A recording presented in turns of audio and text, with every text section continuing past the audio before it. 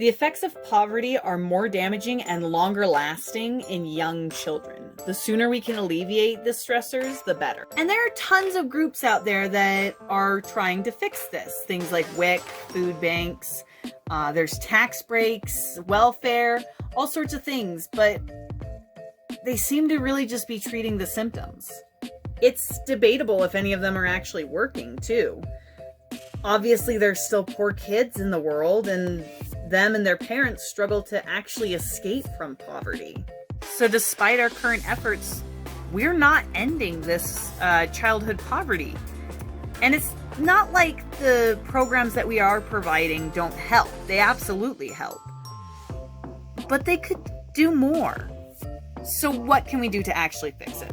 Well, we can start by encouraging lawmakers, organizers, and others to do a few things. We have to expand our definition of poverty beyond just in-the-moment financial poverty.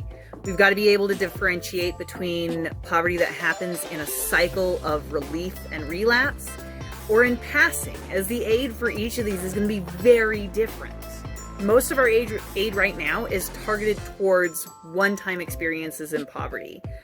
But poverty that happens in cycles is going to need a lot more support for those people to actually be able to escape it. Poverty needs to be thought of beyond just a lack of financial resources. Health, medicine, quality of life, access to sanitation and accessible housing all need to be considered too.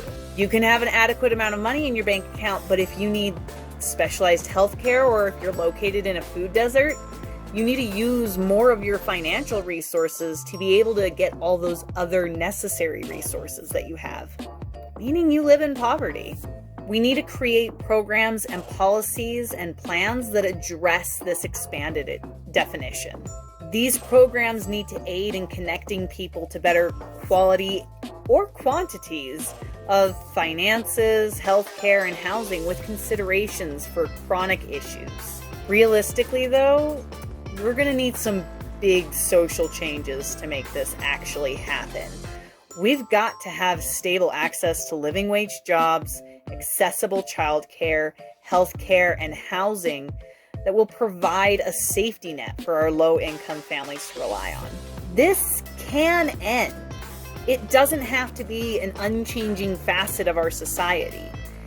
Our steps to curbing poverty for the elderly have made great progress, and our children deserve the same.